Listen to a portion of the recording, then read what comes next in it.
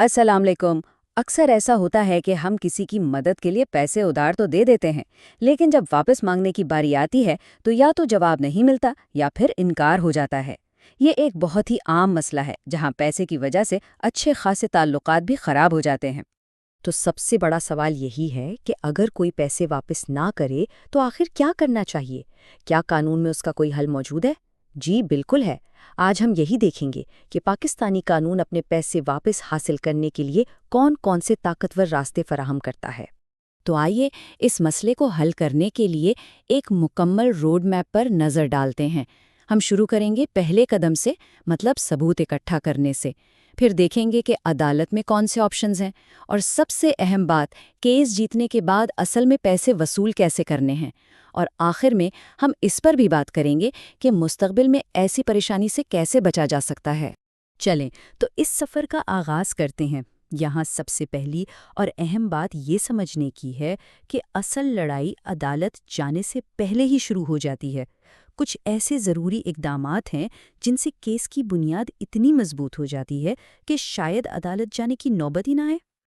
یہ ساری کارروائی صرف دو بنیادی مگر بہت ہی طاقتور اقدامات سے شروع ہوتی ہے۔ پہلا قدم ہے اپنے سارے ہتھیار جمع کرنا، یعنی تمام ثبوت اکٹھے کرنا، اور دوسرا قدم ہے ایک رسمی وارننگ دینا، یعنی قانونی نوٹس بھیجنا۔ آئیے ان کو تفصیل سے دیکھتے ہیں۔ تو ثبوت کا مطلب کیا ہے؟ دیکھیں، تحریری معاہدے یا بینک ریکارڈز تو اپنی جگہ ہیں ہی، لیکن ایک حیران کن بات یہ ہے کہ واٹس ایپ چیٹ بھی ایک ٹھوس ثبوت مانی جاتی ہے۔ جی ہاں، وہ میسیجز جن میں پیسوں کے لین دین کا ذکر ہے، وہ عدالت میں کیس کو بہت مضبوط بنا سکتے ہیں۔ اور یہ کوئی سنی سنائی بات نہیں، اس کے پیچھے ایک باقاعدہ قانون موجود ہے۔ قانون شہادت آرڈر 1984 ایک طرح سے گیم چینجر ہے۔ یہ قانون ڈیجیٹل ثبوت جیسے واٹس ایپ میسیجز کو بھی کاغذی دستاویزات کے برابر قانونی حیثیت دیتا ہے۔ یہ ایک بہت بڑی طاقت ہے۔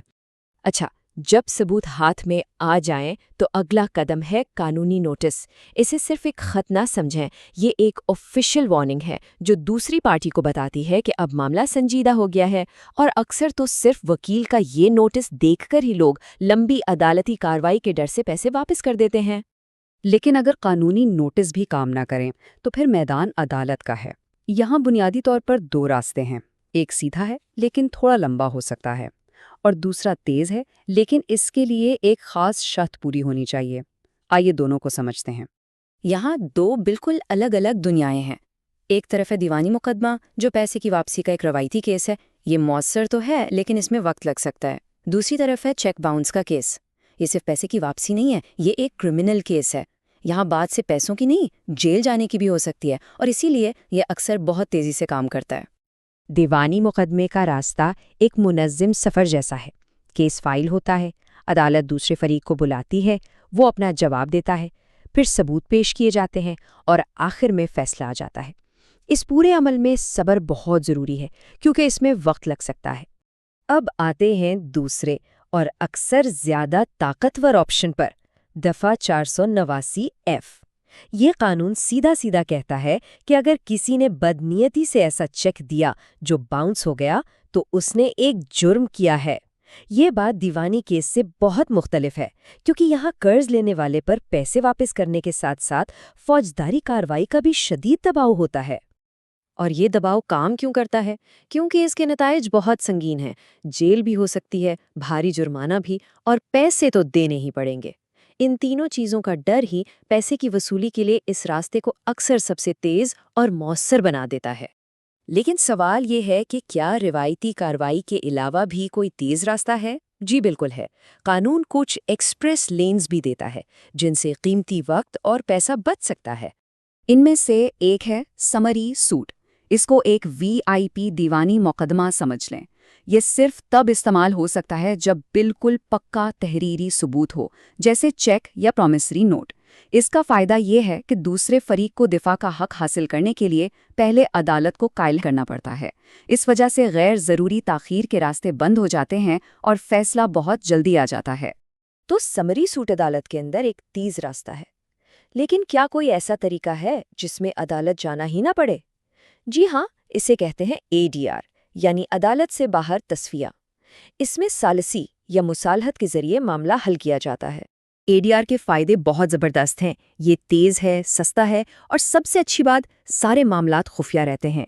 یہاں دونوں فریق مل کر کوئی درمیانی راہ نکال سکتے ہیں بجائے اس کے کہ صرف جج کا فیصلہ مانا جائے۔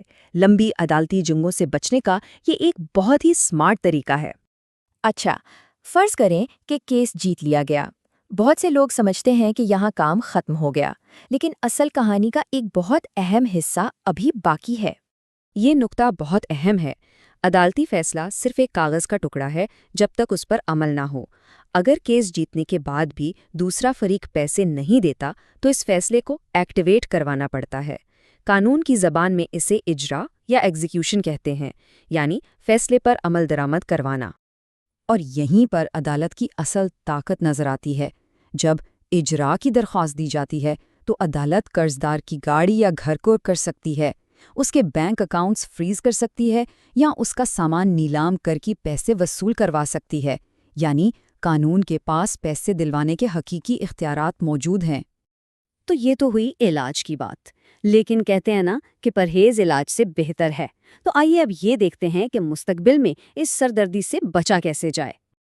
یہ کچھ سنہرے اصول ہیں۔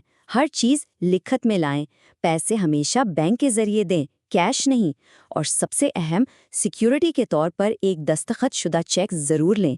یہ بظاہر چھوٹی چھوٹی عادات آپ کو مستقبل کی بڑی بڑی قانونی جنگوں سے بچا سکتی ہیں۔ اور آخر میں سب سے اہم بات، سب سے بڑا ہتھیار قانون کی آگاہی ہے۔ جب کسی کو اپنے حقوق کا علم ہوتا ہے تبھی وہ ان کی حفاظت کر سکتا ہے۔ یاد رکھیں، باخبر رہنا ہی اپنے مالی مستقبل کو محفوظ بنانے کی طرف پہلا قدم ہے۔